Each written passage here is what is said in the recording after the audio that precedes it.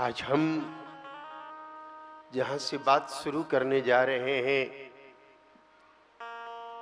वह दुखद भी है और प्रेरक भी है, दोनों ही बात है।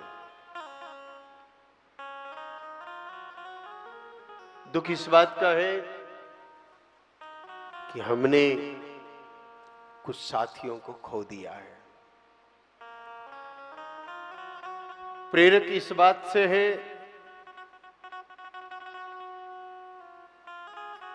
कि उनके किए हुए कार्य को दुनिया याद भी करेगी और उनसे प्रेरणा लेकर के गौ भक्ति के पवित्र कार्य को संपादित भी करेगी। सज्जनों, राजस्थान में कल एक घटना घटी है जो हिला देने वाली है। भीलवाड़ा जिले के शाहपुरा क्षेत्र में आरनी नाम का गांव है। वहां दुष्टों के द्वारा खदेड़े जा रहे नंदी वंशों में से दो नंदी वंश, गोवंश, दो नंदी बाबा एक खुले मुंडेर के कुएं में गिर गए। मेवाड़ गो भक्तों की धरती रही है आदिकाल से ही, आज से नहीं।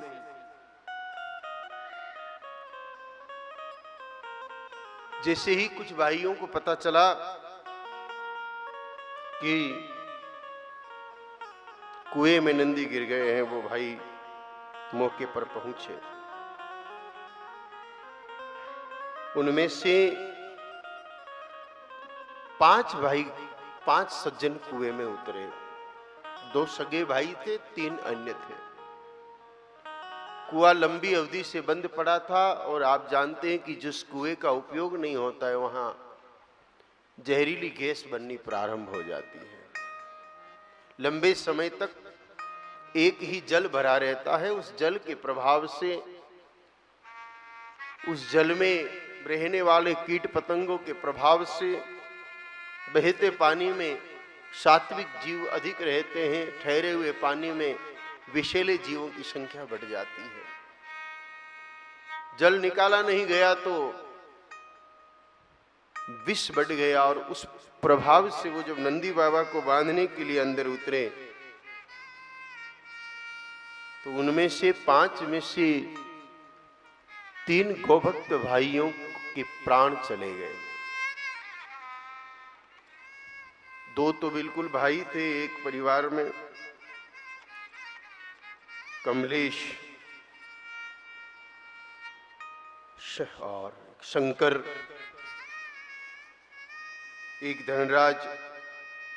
कमलेश और शंकर तो हजारी जी माली के सुपुत्र थे और धनराज रामेश्वर जी माली का सुपुत्र है। एक 22 वर्ष का, एक 25 वर्ष का, एक 30 वर्ष का युवा। तीनों के प्राण गोवंश को बचाने के लिए गए। ये तो तय है कि उनको गोलोक ही मिलेगा, दूसरा कोई लोक मिलने का विषय ही नहीं है। इसलिए उनकी सदगति की प्रार्थना करने वाली बात का तो कोई विषय है नहीं, क्योंकि हमारे धर्म ग्रंथों ने बार बार कहा है कि गौ के हित जो प्राण त्यागे, गौ के दर्शन करते हुए जो प्राण त्यागे अथवा गौ श्रृंग से जो प्राण त्यागे, उस व्यक्ति को गोलोक मिलता है, जो सर्वोच्च लोक माना गया है। लोकों में सर्वोच्च लोक गोलोक ही है। भाइयों, उनका यह कार्य भारत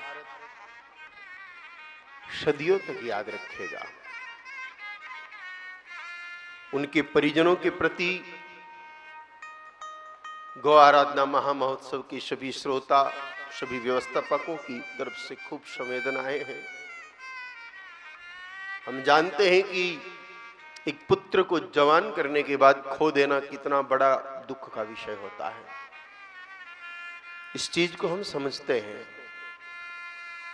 फिर भी हम ये कहते हैं कि आप भाग्यशाली हैं कि ये युग जहां युवा नशे में डूबे हैं, मोबाइल में डूबे हैं, अपराधों में डूबे हैं, ऐसे कालखंड में आपके सुपुत्रों ने अपनी जीवन की धारा को गौमाता के कार्यों की तरफ लगाया है। माली परिवार को भगवती गौमाता और गौलोक अधिपति राधे कृष्ण शक्ति दे, जिससे उनका दुख दूर हो।